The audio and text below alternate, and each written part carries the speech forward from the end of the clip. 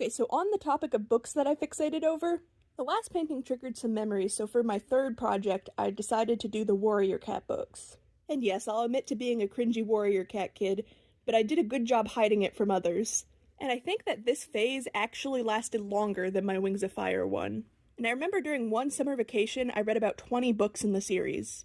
And the local library was basically in our backyard with just a gravel road separating the two properties. And they had like all the books, so it was super accessible for young me.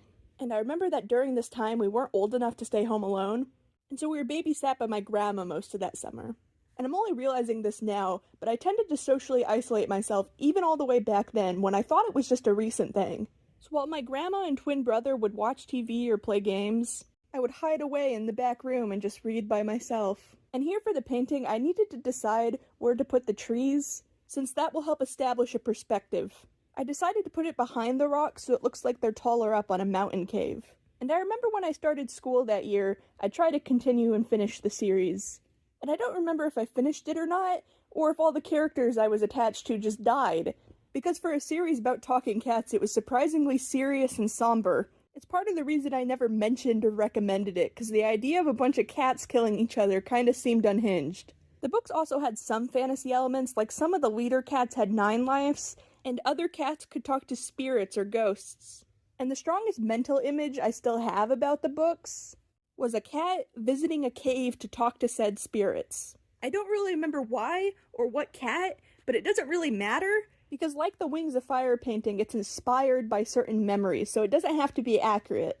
And I learned this from watching Bob Ross. If you make the edges of the painting darker, it draws your eye inwards. Basically everything I learned about landscape painting I learned from him. But anyways, when school started, I remembered reading a lot at recess. And it was one of the first times I actually remember feeling different and not like everyone else. Since all of my friends would hang out and play games and I would just sit alone in the grass. But certain games became a trend that everyone played, and I was never good at them. So sometimes I read and sometimes I just watched them. I remember thinking that to any adults it probably looked really sad, but I also remember thinking I kind of preferred it this way. But sometimes I do remember wanting to join whatever new fad game they were playing. The trendy new game they were playing at the time I started reading was called Nuke 'em. I think, quite literally meaning nuke them. And I remember it being sort of like volleyball, but you could grab the ball instead of just using your fingertips. Which makes a lot more sense for a group of uncoordinated children. Okay, and here I accidentally got some gray mixed into the rim of the water, but I actually kind of like it because it makes it look like a reflection. Most of the little tips and tricks I know come from me making them as mistakes first, but then later deciding that I like them, and I think that this is one of them. And so yeah, the game I remember that everyone played right before we graduated elementary school was called Gaga Ball, and it had its own little wooden pit. And gosh, as a kid you don't even realize how weird these game names are. But that was a game where you threw balls at each other and tried to hit each other's lower body, so like lower body dodgeball. Which definitely seems a little less dangerous than normal dodgeball. I think getting hit anywhere below the knee counted. Okay, I tried to give the ghost cat yellow eyes before I realized I wanted it looking at the other cat. So that cat gets the yellow eyes. I actually do remember that me and my brother were at the center of one of these game trends, but it was actually for indoor recess for when the weather got bad. And it was a card game, so I wasn't instantly bad at it. Nowadays I describe it as the original Among Us, and it was called Mafia, and so there was one Mafia, and everyone else were civilians. And for every quote-unquote night cycle, everyone would shut their eyes, and the Mafia would pick someone to kill. And then every quote-unquote day cycle, we would find out who was killed, and then discuss who to kill. And like in Among Us, that kept going until either the Mafia was left, or we could. And there were like these extra DLC roles with a doctor, a detective, and then an accomplice who would help the Mafia by lying and trying to cover for them. I remember really liking it and never feeling overwhelmed, even though over time the group of kids got bigger.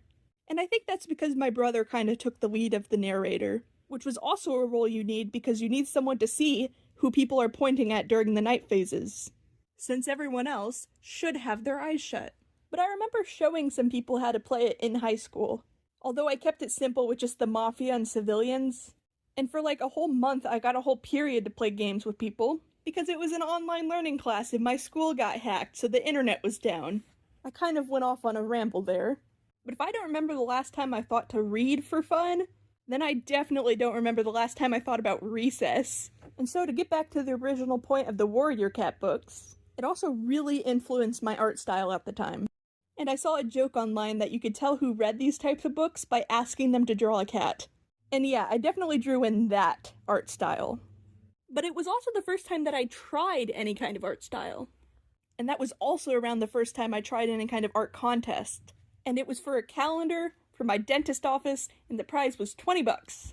And I won for one of the months. And the drawing was just okay. Not good now, but it was probably pretty impressive for a child. But it's pretty interesting to go back and see what affected the style I have now. And I feel like that uncovering those obscure little memories I otherwise would have no reason to think about is why I want to do these videos in the first place. Like being babysat by my grandma. Like reading alone at recess. And so this is the kind of video I want to do more of. Also, this painting looks really good under the one from before. The moons kind of make a diamond shape and everything. And I gotta say, I definitely like this one a lot more than the last one.